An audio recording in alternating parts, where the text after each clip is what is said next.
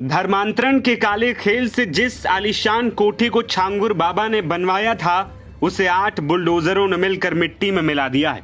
और जब शुक्रवार को छांगुर बाबा और उसकी पार्टनर को लेकर एटीएस उसकी कोठी पर पहुंची तो निस्तनाबूद कोठी को देखकर छांगुर बाबा और नसरीन फूट फूट कर रोने लगे।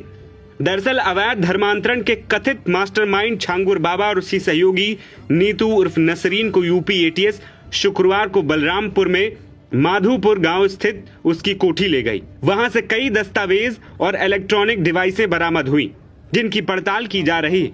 करीब 5 घंटे तक छानबीन के बाद एटीएस दोनों को लेकर लखनऊ लौट आई। शुक्रवार दिन में करीब 1:30 बजे एटीएस की टीम छांगुर और नीतू को लेकर मधुपुर पहुंची। पुलिस की गाड़ी से उतरते समय छांगुर और नीतू अपनी कोठी को जमींदोज देखकर रोने लगे। कोठी के पिछले हिस्से से दोनों को अंदर ले जाया गया था। कोठी में करीब 70 कमरे थे जिनमें से 40 कमरों को प्रशासन ने गिरा दिया है। एटीएस ने दोनों से कोठी बनवाने का उद्देश्य, लागत और नीतू के नाम पर जमीन खरीदने से जुड़े कई सवाल पूछे। एटीएस ने कोठी के अलग अलग हिस्सों के बारे में भी पूछताछ की।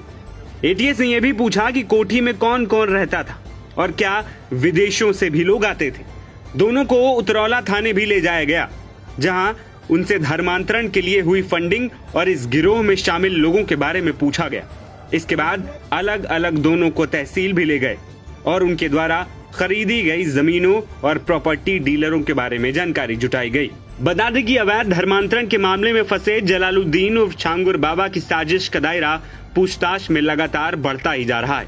जांच में अब बड़ा खुलासा ये हुआ है कि छांगुर बाबा की सांठगांठ सिर्फ कुछ कट्टरपंथी संगठनों तक सीमित नहीं थी, बल्कि वो नेपाल सीमा से सटे उत्तर प्रदेश के 7 संवेदनशील जिलों में सक्रिय ईसाई मिशनरियों के संपर्क में भी था। मिली जानकारी के मुताबिक देवी पाटन मंडल में ईसाई मिशनरियों ने हर वर्ग के लिए अलग प्रचारक नियुक्त कर रखे। किसी परिवार में महिला ज्यादा प्रभावशाली है तो महिला प्रचारक, बुजुर्ग है तो बुजुर्ग प्रचारक। इनका मकसद साफ है, किसी भी तरह उन्हें धर्म परिवर्तन के लिए तैयार करना। वहीं गिरफ्तारी के बाद जैसे जैसे एटीएस की जांच आगे बढ़ रही है वैसे वैसे बाबा के काले साम्राज्य की परतें भी खुल रही हैं। अब जो बड़ा खुलासा हुआ है कि छांगुर बाबा 50 युवकों की कमांडो फोर्स लेकर चलते थे जो कुछ भी करने को तैयार थे। फिलहाल छांगुर बाबा और उसके साथी नीतू उर्फ नसरीन 1 हफ्ते की पुलिस रिमांड पर है। इसमें एटीएस धर्मांतरण और कमांडो फोर्स समेत कई एंगल पर पूछताछ कर छांगुर बाबा के साम्राज्य की जड़ें खोदने की कोशिश करेगी।